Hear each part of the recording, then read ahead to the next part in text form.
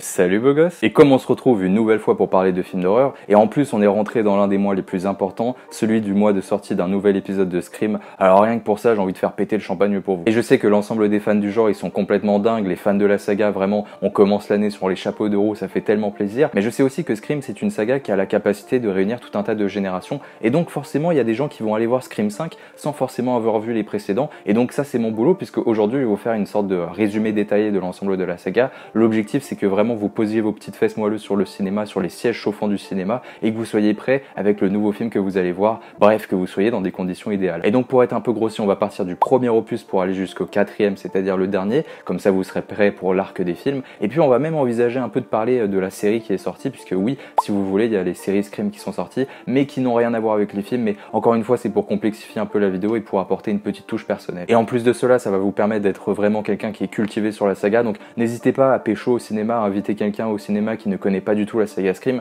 comme ça vous la pécho, vous faites le mec un peu connaisseur, ça va vous permettre de tisser un lien, et vous pouvez faire genre que vous êtes le mec le plus cultivé sur la saga Scream, et donc comme ça crée un lien avec la personne, et hop, t'as réussi ton objectif, c'est une petite doublette, c'est ce que j'appelle, hein, une doublette, ouais. Parce que oui les gars, pour pécho un mec ou une fille, et bah Scream c'est vraiment les films parfaits. Comment je le sais? J'en ai aucune idée. Et pour ceux qui connaissent évidemment par cœur la saga sur le bout des doigts, bah ça va quand même vous permettre de vous rafraîchir la mémoire, et je pense que c'est quelque chose qui fait toujours du bien. Donc avant de commencer dans les résumés détaillés de chaque épisode, puisque c'est le principe de la vidéo, on va commencer par les bases et des choses qui sont à savoir avant d'envisager l'ensemble du résumé. Et donc est-ce que cela signe le début de la vidéo? Et bah ouais, c'est parti. Scream est une saga très importante pour les fondements de l'horreur et participe entièrement à la fierté du genre. Nous retrouvons 4 opus principaux avant qu'un 5e ne sorte d'ici quelques jours, et il est vrai que si vous n'êtes pas un fin connaisseur de la saga, envisager le nouvel opus qui arrive pourrait être une tâche difficile. Ces aventures nous proposent toutes de suivre plusieurs personnages qui sont récurrents dans la saga, qui doivent tous affronter un terrible tueur masqué que l'on surnomme Ghostface. Tête de fantôme. Ouais, mais à une époque ça faisait peur, hein. Parmi les personnages qui vont devoir surmonter ces drames, nous retrouvons tout d'abord Sidney Prescott. Sidney est un personnage qui au premier abord peut paraître assez cliché. Vous allez me dire que c'est encore une héroïne qui est plus badass que les autres, plus intelligente que la moyenne tout en possédant un côté solitaire, et évidemment c'est elle qui va toujours réussir à régler ces situations dramatiques, mais derrière cette simplicité se cache une véritable complexité, et de mon point de vue elle incarne l'une des meilleures héroïnes de l'ensemble du cinéma horrifique. N'ayons pas peur des mots, de l'ensemble des héroïnes des sagas horrifiques qu'il existe, Sidney c'est vraiment ma préférée. Et si vous n'êtes pas d'accord avec moi, bah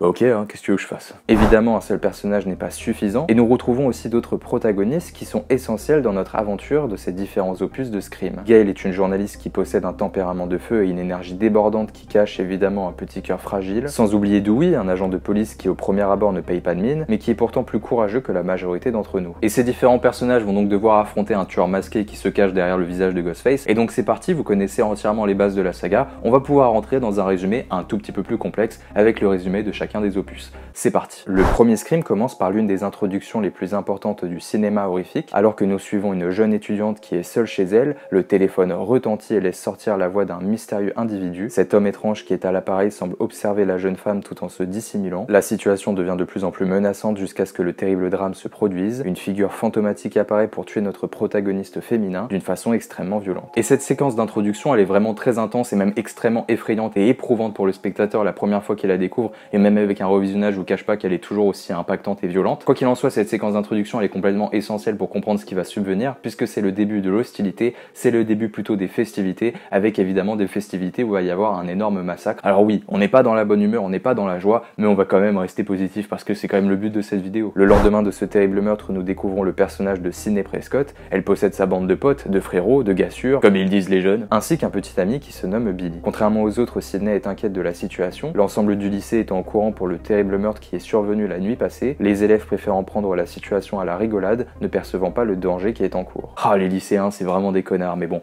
j'ai été au lycée aussi, donc théoriquement, je suis aussi un connard. Ça fait partie du jeu. Mais si Sidney est inquiète, c'est principalement parce que cette situation lui rappelle un terrible drame, celui de l'assassinat de sa mère survenu une année auparavant. Le traumatisme est encore bien présent, et c'est pour cette raison qu'elle prend la situation plus au sérieux que les autres, et elle a bien raison puisque le tueur n'est pas un fantasme, c'est une profonde réalité. Alors que Sidney est menacée de mort par un Ghostface enragé, les soupçons se dirigent plutôt vers son petit ami du nom de Billy. Les meurtres continuent malgré tout, ce qui prouve que Billy est potentiellement innocent puisqu'il était enfermé en cellule. Sidney prend alors conscience qu'elle a eu tort et que son petit copain est une victime et non un tueur. Et oui, les petits copains dans les films d'horreur c'est jamais les tueurs, ça me paraît évident, c'est même une phrase d'homme célibataire.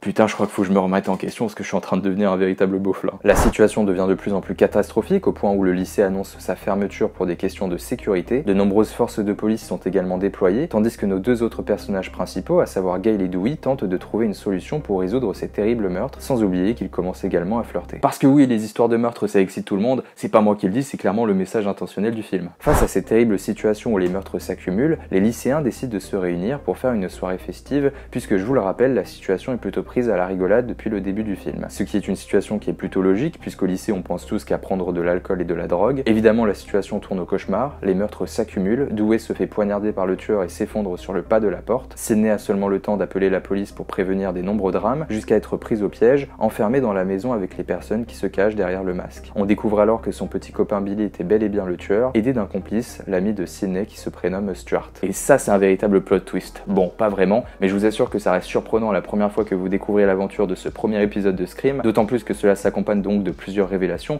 À la fois on découvre que c'est Billy et Stuart les tueurs, et donc c'est ça qui est révélé à Sidney à la fin du film, et en plus de ça, Billy et Stuart vont révéler à Sidney que ce sont eux qui sont à l'origine du meurtre de sa propre mère, la mère de Sidney qui a donc été assassinée il y a 1 an de cela. Je suis en train de perdre ma voix, mais c'est pas grave, on continue. Et c'est ici que Scream prend une tournure extrêmement forte et difficile, et je dirais même que l'œuvre va extrêmement loin dans certains thèmes. Sidney a donc eu des rapports sexuels jusqu'à tomber amoureuse de la personne qui a assassiné sa propre mère, et qui s'est déguisée du début à la fin en costume de Ghostface pour l'effrayer jusqu'à essayer de la tuer. Et ça c'est ce qu'on appelle un profond développement de personnage principal, et espérons qu'elle arrive à surmonter l'ensemble de ses drames dans les suites, on croise les doigts pour elle.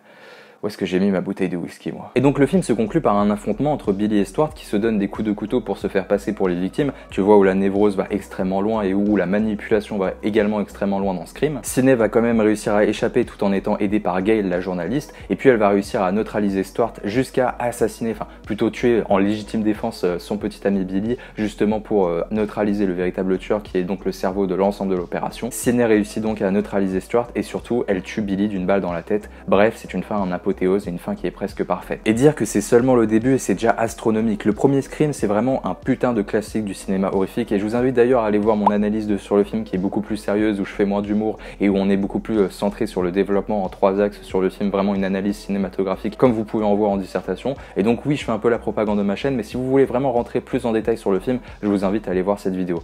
Bref, vous n'allez pas me reprocher de faire la propagande. Bref, on va passer tout de suite au deuxième opus, Scream 2. Tout comme le premier film, Scream 2 s'ouvre sur une séquence glaçante où nous assistons au meurtre de 2 étudiants appartenant à une prestigieuse faculté américaine. Cette fois-ci, ces meurtres ont lieu dans un endroit où il y avait beaucoup de monde, un cinéma, ce qui est encore plus effrayant car personne n'a rien vu venir. La seule chose que nous savons, c'est que Ghostface est de retour et qu'une nouvelle personne se dissimule sous le masque. Et Scream 2, c'est vraiment une expérience que je trouve aussi fantastique. Alors il n'est pas aussi bon que le premier opus parce que le premier, il a vraiment ce côté légendaire, ce qui fait qu'il est un peu insurmontable, mais c'est vraiment le deuxième opus, mon deuxième favori de l'ensemble de la saga et de l'ensemble de cette chronologie. Et rien que pour ça, et juste pour ces scènes de tension, et le fait qu'il arrive à renouveler un peu l'expérience avec une sorte d'extension du premier univers et du premier film, et bah rien que pour ça je lui tire mon chapeau parce que franchement c'est pas toujours facile de faire cela. Évidemment cette situation inquiète Sidney ainsi que Dewey que nous retrouvons rapidement. Un nouveau personnage apparaît dans cet opus, à savoir Cotton. Cotton était le potentiel suspect de l'assassinat de la mère de Sidney, mais comme nous avons découvert que dans le précédent film c'était Billy et son complice, et bien cela fait que par A plus B, et bien évidemment ce n'était pas lui le coupable, mais c'est pas grave, il a eu le temps d'aller en prison, faut voir le côté positif, il a pu réfléchir à la vie et devenir un nouvel homme.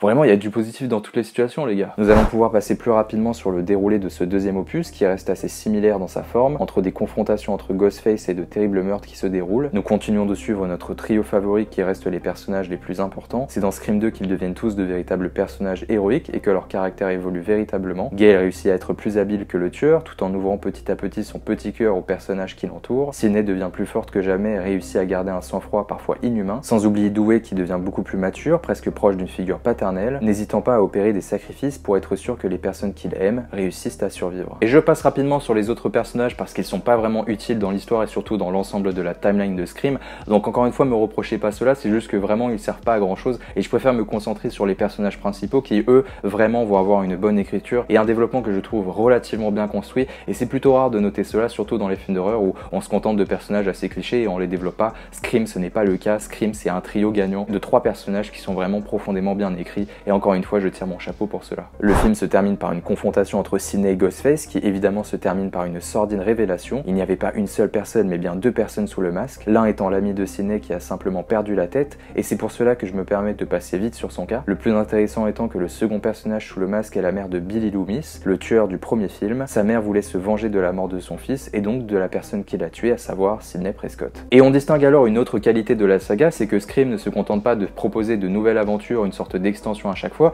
mais il arrive toujours avec tous les opus à créer une véritable mythologie Scream, avec des opus qui sont étroitement liés les uns avec les autres, avec des tueurs qui sont toujours à l'origine d'une sorte de mythologie commune à la saga, et on verra que les tueurs apportent toutes une sorte de pierre à l'édifice à la saga, ce qui permet d'avoir vraiment une saga qui est construite du début à la fin, avec chaque opus qui apporte quelque chose, sa pierre à l'édifice comme on dit, et ça encore une fois ça prouve qu'il y a une véritable complexité derrière, et même si parfois il y a quelques incohérences, on le verra notamment avec le troisième opus, ça reste quand même vraiment quelque chose qui est plutôt bien construit, et pour ça encore une fois, il faut leur donner une médaille parce que franchement c'est tellement respectueux pour les fans je trouve. Le film se termine en bain de sang puisque Sidney à l'aide de Gale et de Cotton réussit à s'en sortir et évidemment à se débarrasser de ses adversaires. Tout comme dans un jeu vidéo, il gagne en niveau, y compris Dewey qui malgré ses blessures est devenu un véritable combattant presque proche d'une figure de soldat. Scream 2 fait donc partie de l'histoire en étant une suite qui est profondément réussite, et même plus que réussite, je trouve vraiment que Scream 2 est une suite qui est profondément excellente et qui fait partie des meilleures suites qu'on peut avoir après un opus aussi légendaire. Donc j'espère que vous arrivez à suivre l'ensemble des liens parce que ça va encore se complexifier, on n'est qu'à la moitié du cinéma et des œuvres de Scream.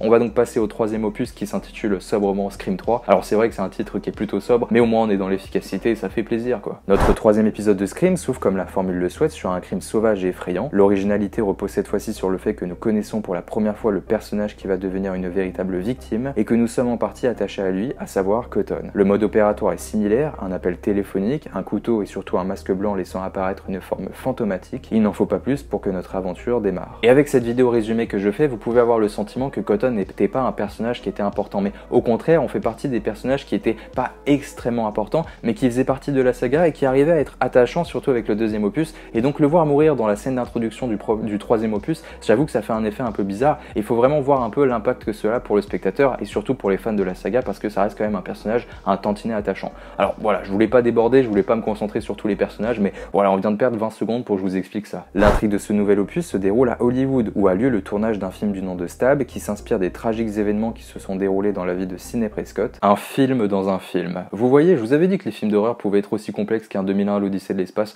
mais vous m'avez pas cru. Hollywood plonge donc dans la terreur avec des meurtres sauvages qui s'y déroulent. Gale et Dewey ont du mal à résoudre la situation et à trouver la personne qui est derrière ces massacres. La seule personne capable de trouver une réponse semble être Sidney Prescott, qui vit désormais seule et écartée de la société. Les meurtres semblent être en lien direct avec elle et surtout ils semblent être reliés à sa mère assassinée par Billy Loomis. Tous ces éléments qui remuent le passé l'invitent donc à se joindre à la fête, ce qu'elle va faire pour découvrir les traces d'un passé plus tumultueux que jamais. Et Scream 3 c'est vraiment un opus qui divise, malheureusement. C'est un opus qui est un peu mal compris parce que c'est vrai qu'on a plus à faire une sorte de parodie de l'univers de Scream et surtout à des personnages qui sont plus clichés que réalistes, ce qui pose aussi un peu de problème. Mais ça reste un opus qui est divisé pour pas grand chose parce que je trouve que les gens l'attaquent à tort et à travers et qu'il y a quand même pas mal de qualités qui en ressortent. Mais tout cela participe entièrement à la proposition qui est faite et donc ça participe simplement au charme du film. C'est vraiment quelque chose de propre. Les meurtres se succèdent donc jusqu'à la résolution finale. Je passe rapidement sur les personnages qui décèdent puisqu'ils n'ont en vérité que peu d'importance, y compris pour les spectateurs. Le plus important reste la résolution finale, où l'on découvre que le tueur est en vérité le demi-frère de Sidney qui se nomme Roman. Roman cherche à se venger de Sidney telle une forme de jalousie, puisque contrairement à sa sœur, sa mère l'a rejeté. Mais ce n'est pas tout, puisqu'on découvre également que c'est lui qui est à l'origine du meurtre de la mère de Sidney Prescott. Il est celui qui a encouragé Billy Loomis, le tueur du premier film, à passer à l'acte pour tuer de sang-froid la mère de Sidney. Scream 3 permet donc de réécrire en partie la mythologie de la saga et de vraiment revisionner les précédents films avec une nouvelle idée en tête et vraiment d'avoir un nouvel univers presque qui nous est étendu grâce à ce troisième film. Alors oui, au niveau de la grossièreté de l'histoire, c'est vrai qu'il y a quand même des petites incohérences ou alors des questions qui n'ont pas de réponse et du coup on essaie de créer des liens et plutôt de combler les troubles, c'est plutôt ça l'expression que je cherchais. Et en vérité, je trouve que même s'il y a parfois quelques incohérences et c'est vrai qu'elles sont visibles, je trouve que quand même le film se débrouille plutôt bien pour essayer de retranscrire une nouvelle mythologie à la saga et de changer complètement les scénarios des précédents opus. Et donc avec cette idée-là en tête et avec ce Scream 3, je trouve qu'il y a quand même une véritable volonté de créer quelque chose de tout nouveau et rien que pour ça c'est respectable. Et c'est là où je dis que le film ne mérite pas de bashing parce qu'il y a quand même un effort qui est fait, ça n'a pas été fait non plus à la va-vite. Alors oui, ça aurait peut-être demandé un tout petit peu plus de perfection, une meilleure écriture et peut-être une ambiance un peu plus travaillée pour plus coller à une vision qu'on aime plus au sein du grand public de Scream et pas avoir presque une sorte de parodie à certains moments, mais je trouve la démarche quand même plus que respectable. Gale et Dewey apportent leur aide à Sidney qui arrive à se débarrasser du tueur, ça devient la survivante la plus badass du monde, et puis il est temps de passer au 4e opus. Scream 4 nous propose de retrouver nos personnages emblématiques qui ont bien évolué et surtout bien vieilli depuis les dernières épreuves qu'ils ont eu à subir. Ils vont évidemment être confrontés à de nouveaux meurtres et donc au véritable retour de Ghostface. Malgré la décennie qui s'est passée, le cauchemar est en train de recommencer. Et avant toute chose, il est important de se replonger dans le contexte de l'époque. Ça fait plus de 11 ans qu'on n'a pas eu de Scream, et donc Scream 4 arrive 11 ans après le précédent opus qui a à peu près divisé les fans, et donc là on attend tous quelque chose d'extraordinaire, et c'est vrai qu'il y a la hype, il y a aussi le côté nostalgique qui l'emporte, et c'est pour cela que Scream 4 fait partie des opus préférés des fans. Il y a vraiment la remise en avant de la franchise qui a fait plaisir à tout le monde, et moi je me souviens encore aller au cinéma avec des amis de l'époque, aller voir le film, alors que je venais juste d'avoir l'âge requis presque pour aller en salle, et donc il y a vraiment ce côté nostalgique qui l'emporte, je dois vous l'avouer, mais je me souviens encore très bien d'être au cinéma, découvrir ce film sur une petite salle un peu cocon, et il y a vraiment toute cette ambiance qui me revient, et vraiment ça me fait tellement plaisir de repenser à ça, et c'est aussi ce que permet ce genre de vidéo, de se replonger la première fois où vous avez découvert ce genre de films, qui sont devenus quand même des films assez marquants en fin de compte. Et donc oui, je dois l'admettre, même si ce 4e opus possède des défauts, ça reste quand même un film qui est une profonde et une très bonne expérience, qui est plus que positive et bien plus que acceptable que la majorité des films d'horreur, ouais, je suis obligé de le dire, ouais. Scream 4 reprend les codes de la saga tout en les adoptant aux nouveautés générationnelles. Ghostface est ici plus brutal que jamais avec des scènes gore ainsi que des meurtres qui sont filmés dans l'optique de devenir une légende et donc de faire le buzz. Ça a l'air nul, mais vous comprendrez par la suite. Cette fois-ci, de nouveaux personnages arrivent, notamment Jill, qui est la cousine de Sidney Prescott. Elle est au cœur du drame puisque ce sont ses amis qui se font massacrer un par un. Dans cet opus, Sidney cherche à tout prix à défendre sa propre famille, évidemment en étant aidée et épaulée par des personnages que vous connaissez maintenant si bien, Gale et Dewey. Et autant vous le dire dès le début, avec ce 4e opus, on a vraiment peur pour notre trio gagnant parce que vraiment les personnages les plus attachants avec ce 4e opus, c'est évidemment Gale, Dewey et Sidney. Et donc là, on a vraiment peur que les réalisateurs, enfin le réalisateur, ait décidé de les sacrifier parce qu'on se dit qu'après autant d'opus, il y en a forcément un qui va mourir. Enfin, ça paraît évident, ils peuvent pas tous survivre et être là à la fin de l'aventure. Surtout qu'avec Scream 4, il y avait un peu cette idée que c'était vraiment l'opus ultime de la saga. Et donc on avait peur pour notre trio gagnant. Et donc ça participe au charisme du film. Et c'est là aussi où je vous dis de vous replonger dans le contexte de l'époque, de vous replonger dans la découverte parce que découvrir un Scream pour la première fois, ce n'est pas pareil que de le revisionner. C'est important de se replonger dans le contexte de l'époque, comme je vous l'ai dit. Les meurtres sont nombreux dans ce nouvel opus. Et lors du premier visionnage, l'énigme de savoir qui est le tueur est totale. Ce n'est qu'à la fin du film que l'on découvre qu'en réalité la personne que Sidney voulait protéger était la véritable tueuse, Jill, sa cousine, épaulée par un ami du groupe. Un groupe qui, je le rappelle, s'est totalement fait massacrer. Jill a commis ses meurtres pour devenir une véritable survivante et donc pour devenir aussi populaire que sa propre cousine, duquel elle était fortement jalouse. C'est pour cela qu'elle filmait les meurtres afin de les mettre sur internet et de devenir la seule survivante d'un drame qui s'est déroulé sous les yeux de tous à travers la magie de l'internet. Jill décide de trahir son acolyte pour devenir la seule survivante, la manipulation semble absolument totale. Et donc Scream 4 fait des critiques sur notre société actuelle. Ce qui est intéressant, c'est que cette vision qui est donc proposée à l'époque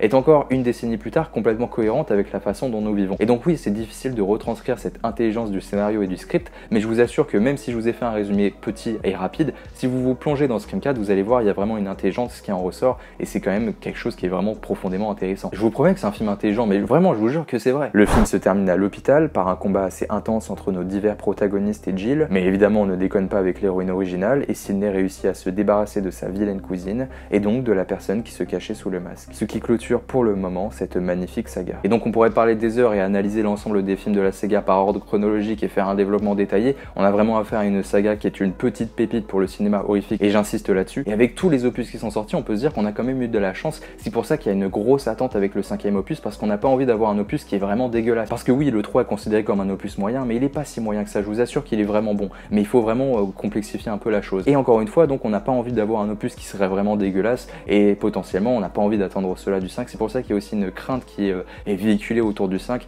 On veut vraiment quelque chose qui soit extraordinaire, comme nous a toujours fourni la saga. Et donc je vous avais également parlé au début d'une vidéo d'une série. C'est vrai qu'il y a une série Scream qui est donc disponible en 3 saisons, même si les 2 saisons elles sont un peu liées et la 3e est un peu moins liée. Ça parle d'une légende autour d'une figure autour de Ghostface, avec un masque qui est totalement différent, avec des personnages qui sont un peu clichés mais qui rejoignent un peu l'idée des films, avec ces clichés mais avec une forme de complexité. C'est une série qui est un peu détestée, c'est vrai qu'elle est pas extraordinaire, mais c'est une série que moi je trouve plutôt bonne. Alors oui, elle est pas extraordinaire comme le disent les critiques, mais ça reste quand même une expérience assez sympathique si vous voulez prolonger l'expérience de Scream. Donc je vous invite vraiment à tester cette série, et si vous l'aimez pas, bah vous passez à autre chose. Vous avez juste à regarder les 2 premiers épisodes pour voir si ça va vous convenir. C'est une série qui tente d'apporter une mythologie nouvelle à la saga, de développer aussi le personnage de Ghostface d'une façon différente tout en reprenant les codes du film, avec également des personnages avec une sorte de Sidney Prescott bis qui s'appelle Emma dans la série, et un nouveau masque aussi qui est assez terrifiant je trouve. Et c'est bien de vouloir aussi innover à la saga et d'apporter justement de ces nouveautés, avec notamment un nouveau masque. Il faut avoir les couilles de le faire. Il y avait des problèmes de droit par rapport au masque à l'époque, mais je trouve que le masque ce qui est une profonde réussite. Donc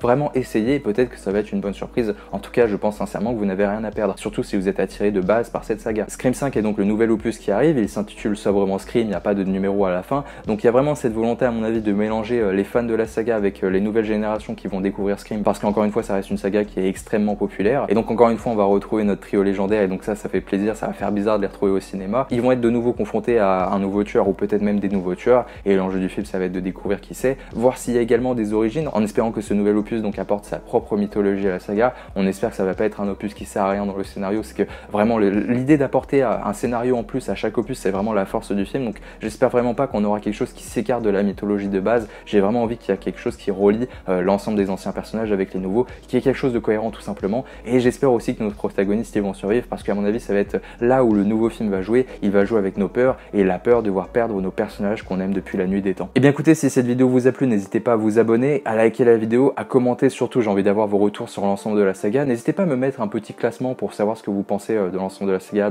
par ordre de vos préférences si je puis dire. Et puis voilà, n'hésitez pas à liker, à partager, parce que vraiment cette vidéo a demandé beaucoup de travail, et puis on se retrouve bientôt, notamment pour la critique de Scream, donc activez la cloche parce que ça va arriver rapidement, et je veux vous voir, je veux vous revoir après cette vidéo, je veux vraiment qu'on se retrouve, qu'on discute, etc. Vous voyez où je veux en venir, bref j'abuse un peu, activez la cloche aussi pour recevoir la notification, bref vous connaissez tout ce discours de propagande, prenez soin de vous, à la prochaine, mouah, ciao bene les gars.